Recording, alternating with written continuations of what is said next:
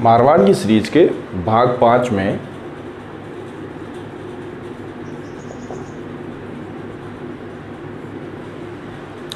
हम देखेंगे गज सिंह के बाद जसवंत सिंह से।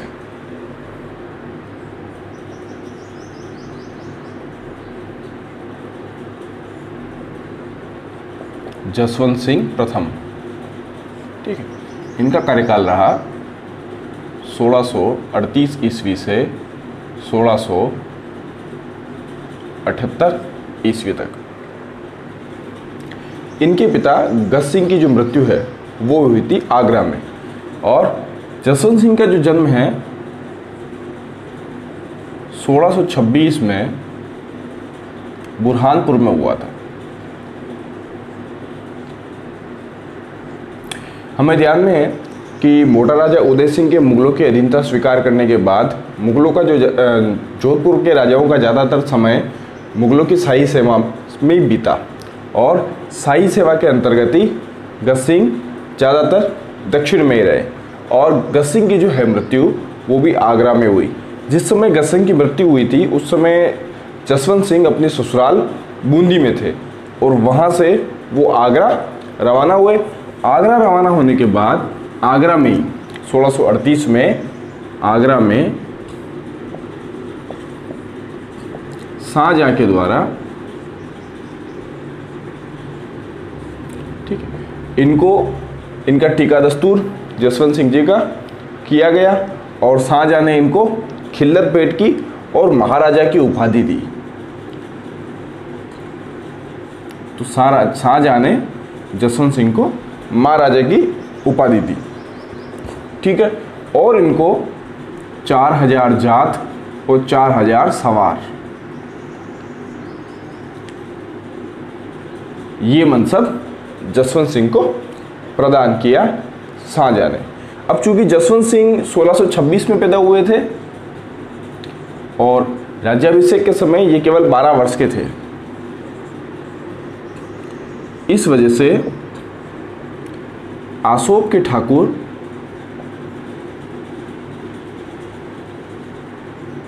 राज सिंह कुपावत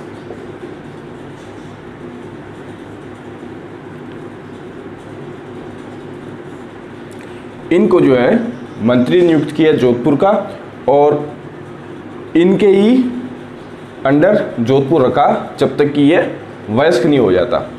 जसवंत सिंह 1640 को जोधपुर पहुंचे, ठीक है, और 1640 में ही इनका यहाँ गद्दी नशीनी हुई, राज्याभिषेक हुआ, और इनके राज्याभिषेक के उपलक्ष्य में उत्सव वगैरह जो मनाया गया वो कब मनाया गया? 1640 में, ठीक है। अब चूंकि अपने को पता है कि मुगलों की चाकरी में लग गए थे, तो मारवाड़ के ज़्यादातर जो महाराजा वगैरह थे वो सब अपने राज्य से दूर ही रहे, और जसवंत सिंह भी उसी में से एक है। अब 1640 में ये राजा बना, उस समय मुश्किल से कोई 14 साल का रहा होगा, और जैसे ही ये 18-19 साल का हुआ तो 1645 में शाहजहां ने इसको लगा दिया आगरा के प्रबंधन पे, ठीक है। 1645 में आगरा का प्रबंधन किया, और 1648 में जब शाह अब्बास ने कंधार का घेराव किया,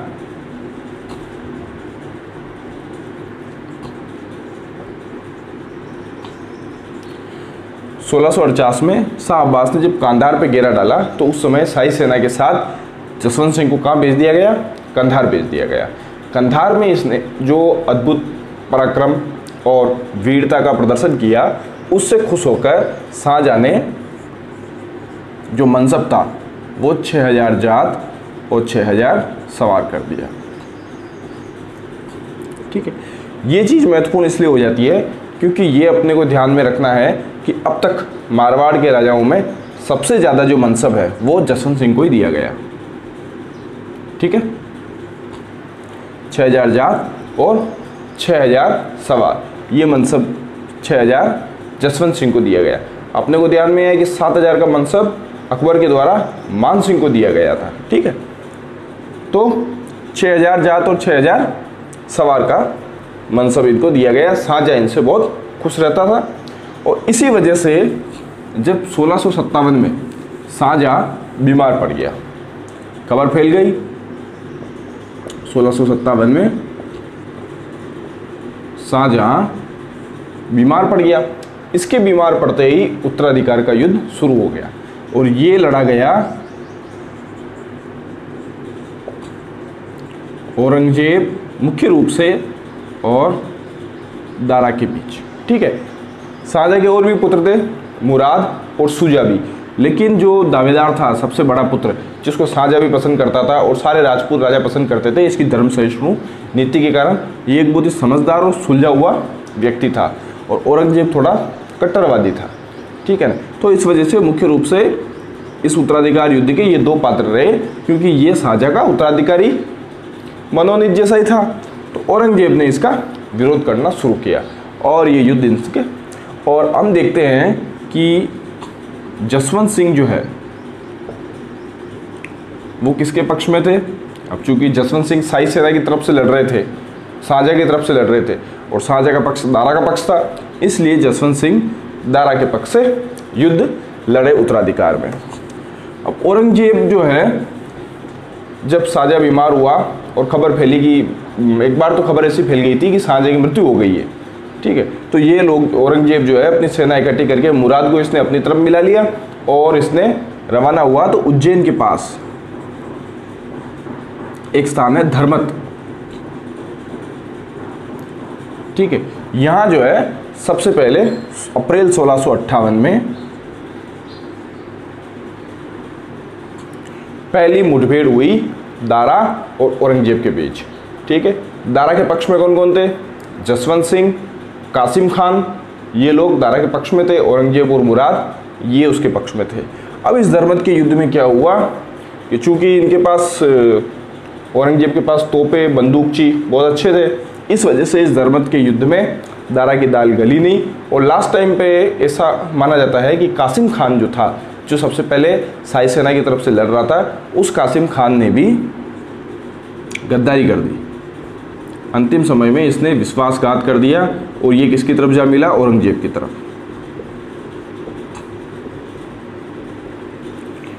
और इसके औरंगजेब की तरफ मिलने की वजह से धर्मत के युद्ध में जसवंत सिंह के पक्ष की हार हो गई। अब जब जसवंत सिंह के पक्ष की हार हो गई, दारा भी भग गया, तो जसवंत सिंह भी जो है जोधपुर रवाना हो गए। और ऐसा कहानियों में आता है, श्यामल दास का वीर विनोद में भी इस चीज़ का जिक्र हुआ है कि जब जसवंत सिंह युद्ध में हारने के बाद जोधपुर पहुंचे तो इनकी रानी थी, जसवंत सिंह की रानी महामाया। ठीक है, ये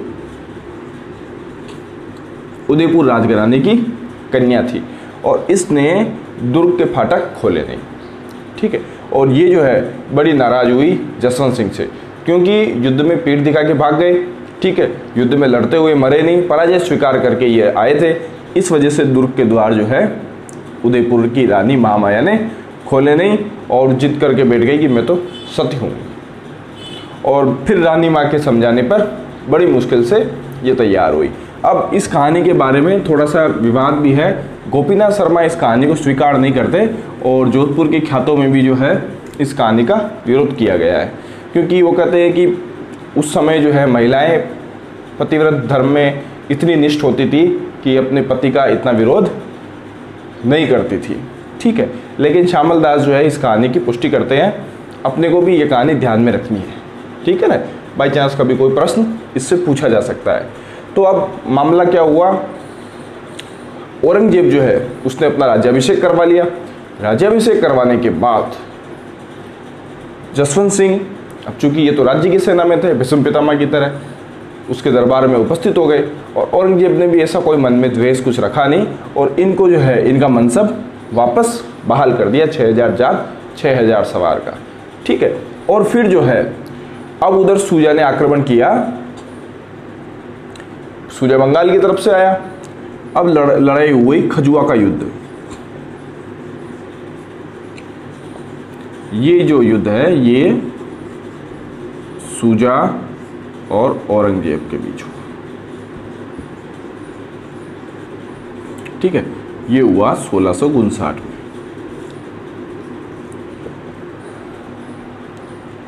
कुछ ख्यात लेखक जो है ऐसा मानते हैं कि जसवंत सिंह ने सूजा से गठबंधन की कोशिश की, क्योंकि जसवंत सिंह कहीं ना कहीं शाहजहाँ को वापस राजा बनाना चाहता था।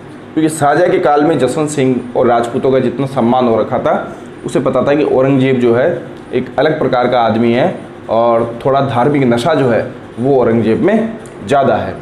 इस वजह से सूजा के साथ मिलकर, पर शायद कुछ बैठा नहीं होगा मामला, और इसने क्या किया, खजुआ में ही एक रात को शाही सेना को लूट लिया, शाही खेमे को लूट लिया और जितना लूट सकता था लूट के और जोधपुर चला गया। अब इस घटना से औरंगजेब बड़ा नाराज हुआ होगा, ठीक है। हालांकि युद्ध हुआ और उसमें औरंगजेब की विजय हो गई, सूजा पराजित हो गया और उसके बाद जो है सूजा को मार भी डाला गया होगा, पर सूजा की इस युद्ध में पराजय होगी और जोधपुर ये लौट गया खजुआ के युद्ध के बाद, ठीक है ना।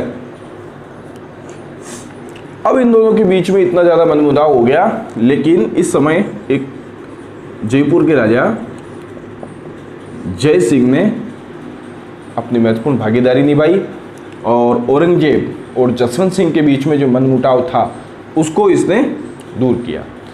जसवंत सिंह फिर से दरबार में हाजिर हो गया, इसको इसका मनसब वापस लौटा दिया गया, लेकिन जय सिंह की बड़ी महत्वपूर्ण भूमिका रही और लगता है कि इसी घटना की वजह से शायद राजपूतों से औरंगजेब का विश्वास उठ गया और इसने हमेशा जसवंत सिंह को युद्धों में लगाए रखा और जसवंत सिंह की मृत्यु के बाद जोधपुर राज्य को उसके उत्तराधिकारी अजीत सिंह को न देकर खालसा घोषित कर दिया था, ठीक है।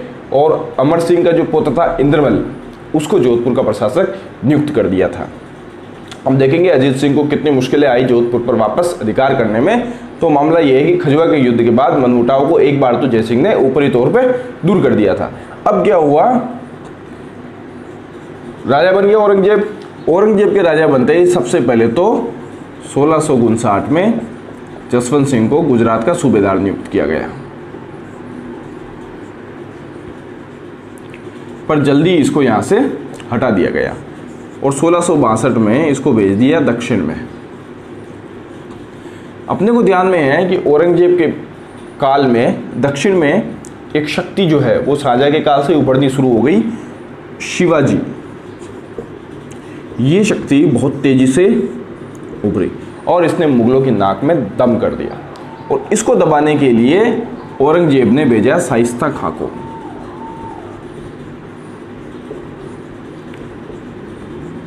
लेकिन हमें ध्यान में है कि एक शिवाजी के एक छापामार युद्ध में तो शाइस्ता खां की उंगलियां तक कट गई थी और इसका जो खेमा है वो शिवाजी ने लूट लिया था। तो शाइस्ता खां शिवाजी को दबाने में कोई खास सफल नहीं हुआ। इसकी सफलता के लिए या इसके सहयोग के लिए औरंगजेब ने जसवंत सिंह को शाइस्ता खां की मदद के लिए साउथ में 1662 में भेजा, लेकिन जसवंत सिंह कोई खास प्रगति कर नहीं पाया। कुछ ख्यात लेखक ये भी कहते हैं कि ये शिवाजी के साथ मिल गया था और चूँकि इसको ध्यान में था कि औरंगजेब के तो लक्षण किस प्रकार के हैं, ठीक है ना। तो खैर मामला जो भी रहा हो, पर इसने शाइस्ता खां की कोई खास मदद की नहीं। इस वजह से औरंगजेब ने दक्षिण से जो है जसवंत सिंह को वापस बुला लिया और इसको 1673 में काबुल भेज दिया, ठीक है। काफ़ी समय तक काबुल में रहा। उसके बाद ये इसकी मृत्यु हुई 1678 में जमरूद में, ठीक है। ये कहाँ है, ये अफगानिस्तान में। इसका मतलब 1673 से लेके 1678 ये जो इसके अंतिम 4-5 साल थे, ये पश्चिमोत्तर सीमा की सुरक्षा प्रबंधन में बीत गए और ये अपने राज्य में वापस आ ही नहीं सका। अब ढंग से देखें तो मुश्किल से एक राजा जो है मुगलों की चाकरी में इतना व्यस्त रहता था कि मारवाड़ के उचित प्रबंधन के लिए वो अपने पूरे जीवन काल में 5, 7, 10 साल भी यहाँ नहीं रह पाता था। तो अब मामला ये हुआ कि 1678 में, नवंबर 1678 में जसवंत सिंह की मृत्यु हो गई और जसवंत सिंह की मृत्यु जब हुई तब इसका कोई उत्तराधिकारी नहीं था। हालांकि इसकी 2 रानियाँ गर्भवती थी और उनसे दल थम्मन और अजीत सिंह पैदा हुए थे। अजीत सिंह तो बच गया था और दल थम्मन की छोटी उम्र में मृत्यु हो गई थी। ठीक है, तो अजीत सिंह का बाद में कैसा संघर्ष रहा ये अपन इसके बाद देखेंगे। तो मामला ये है कि जसवंत सिंह की यहाँ 1678 जबरूद में मृत्यु हो गई। ठीक है, अब अपन देख लेते हैं कि हालांकि जसवंत सिंह जो है इसको यूँ कह सकते हैं कि ये आखिरी ऐसा व्यक्ति था जिसके बारे में ये कहा जा सकता है कि राजपूतों के स्वाभिमान को इसने बनाए रखा, राजपूतों की वीरता को इसने बनाए रखा। और इसकी वीरता का ही जो है प्रभाव था कि औरंगजेब ने इसकी मृत्यु तक जजिया वगैरह कुछ भी लागू किया नहीं। और जैसे ही जब 1678 में इसकी मृत्यु हुई तो औरंगजेब ने कहा कि आज कुफ्र का दरवाज़ा टूट गया, कुफ्र का दरवाज़ा टूट गया, यानी धर्म विरोध का जो आखिरी स्तंभ था वो भी ढह गया और इसके मरने के बाद हिंदुओं पे जजिया कर लागू कर दिया गया। अब हम जसवंत सिंह के जीवन से जुड़े हुए कुछ और पक्ष भी देख लेते हैं। पहला जो पक्ष है थोड़ा सा संकालू किस्म का आदमी तो था। हमें ध्यान में है कि मोहनोत नैन्सी, ठीक है, जिसने प्रसिद्ध नैन्सी ख्यात और मारवाड़ा परगनारी विगत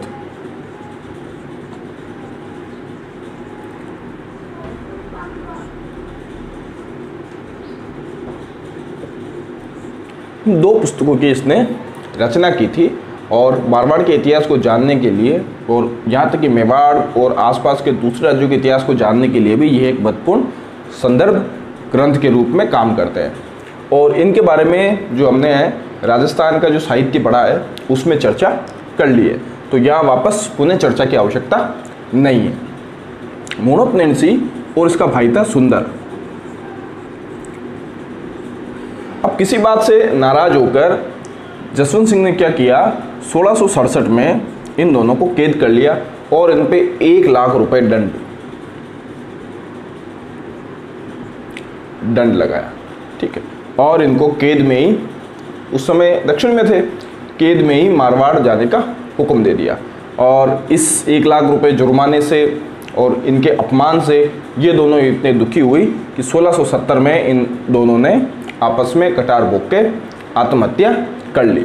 और ये जो है मारवाड़ के जो इतिहास है उस पर निश्चित रूप से एक कलंक के रूप में माना जाता है। ठीक है,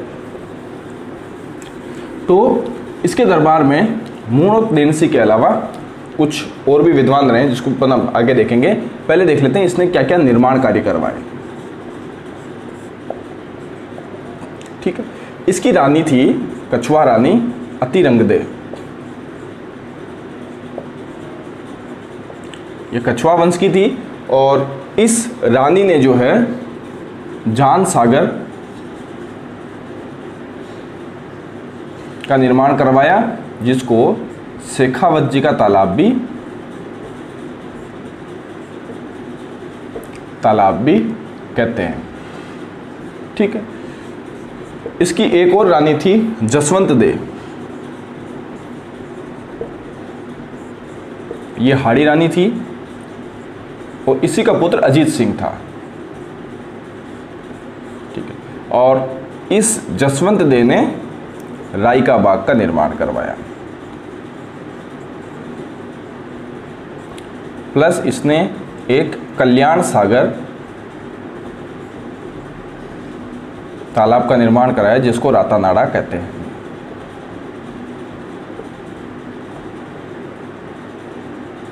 ठीक है, और जसवंत सिंह ने खुद आसपास एक जोधपुर के पास में, या कह सकते हैं जोधपुर की सीमा में, एक जसवंतपुरा भी बसाया था। अब जसवंत सिंह जो है खुद भी डिंगल भाषा के बड़े विद्वान रहे, संस्कृत के भी बड़े विद्वान रहे जसवंत सिंह, और इन्होंने कुछ ग्रंथों की रचना की। उनमें है भाषा भूषण, आनंद विलास,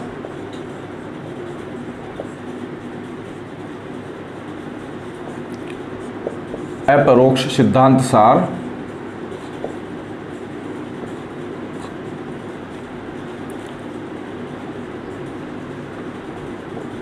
चंद्र प्रबोध,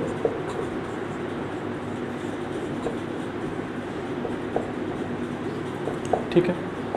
भाषाभूषण जो है ये बड़ा विशेष ग्रंथ है और हिंदी साहित्य में रीतिकाल की जानकारी के लिए और रीतिकाल में विभिन्न लक्षण जो है श्रृंगार और वीर और इन सब लक्षणों की जानकारी में भी इस ग्रंथ का बड़ा महत्वपूर्ण स्थान है भाषाभूषण, ठीक है। और नागरी प्रचारिणी सभा ने इसको प्रकाशित करवाया था। इन ग्रंथों को इसने खुद प्रणयन किया। इसके अलावा इसके दरबार में सुरती मिश्र,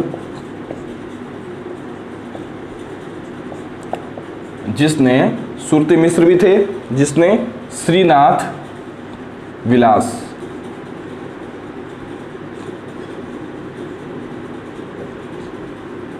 और नरहरिदास जिन्होंने अवतार चरित्र लिखा,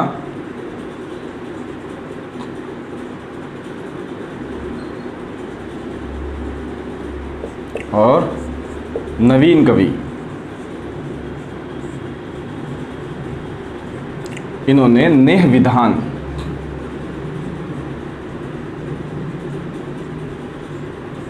ग्रंथ की रचना की।